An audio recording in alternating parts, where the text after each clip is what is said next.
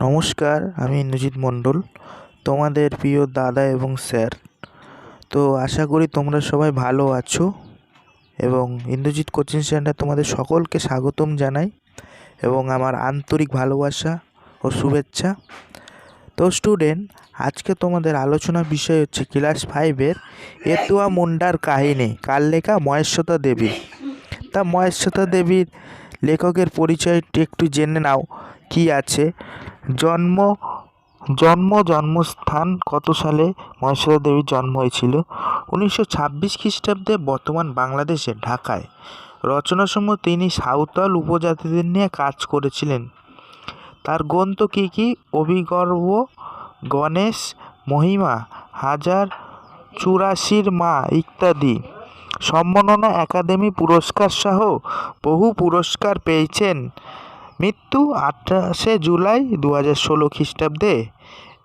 এটা তোমরা লেখকের পরিচিতি জানলে। মহেশ্বতা দেবী লিখেছেন গল্পটি এতুয়া মুন্ডার কাহিনী এবং নামকরণটি দেখে নাও তোমরা, ঠিক আছে?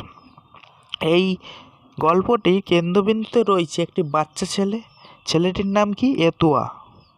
তার স্বভাব, সে সারাদিন কি করে সেই কাহিনী বর্ণিত হয়েছে গল্পে। এতুয়া মুন্ডাকে কেন্দ্র করেই গল্পের কাহিনী আবর্তিত হয়েছে, তাই গল্পটির নামকরণ সার্থক ও যথাযথ। এবং সারমর্মতে আমরা কি বলবো? সারমর্ম আমরা কি পাবো? এক সাঁওতালের ছেলে এতুয়া মুন্ডা, ঠিক আছে? সাঁওতালের ছেলে এতুয়া মুন্ডা। এতুয়া মনে যেসব প্রশ্ন ঘুরপাক খায় সেসব গিয়ে সে তার দাদুকে জিজ্ঞাসা করে। এতুয়া তার দাদুর কাছে সিন্ধু কানু, বিরসা মুন্ডার গল্প শুনেছে, ঠিক আছে? যুদ্ধের গল্প শুনেছে। এতুয়া যখন গরু চড়াতো তখন শুকনো কাঠ, টেকো, আম, পুকুর পাড় থেকে তোলা শাক, এই সব কিছুই সে নিজের বস্তা করে ফেলতো, ঠিক আছে? বস্তা করে ফেলতো। এতুয়া যুদ্ধের কথা ভাবতো গরু চড়াতে গিয়ে। ভোজন ভোক্তা বলে এক বৃদ্ধের কাছে এতুয়া গান গল্প শুনতো। ভোজন ভোক্তা তাকে আদিবাসী রাজা শূরবীরের কথা বলেছিলেন। রাজ্যপাট চলে গেলেও এই রাজা ঘণ্টা আর তীর ধনুক দিয়ে রুলং নদীতে ঝাঁপ দেয়। নিজের রাজ্য উদ্ধারের আশায় সে সেখানে এখন অপেক্ষা করে আছে। ঝড় বাদলের দিনে তার গর্জন আর ঘণ্টার আওয়াজ শোনা যায়। ভোজনভুক্ত এতুয়া স্কুলে গিয়ে পরামর্শ দেয়, ঠিক আছে? এই হচ্ছে তোমাদের গল্প। তো তোমরা ডিটেলসে লেখা আছে, এখান থেকে পড়ে নাও। গ্রামটা কোথায় ছিল? গ্রামটা হাতিঘরে ছিল, যদিও সেখানে হাতি নেই।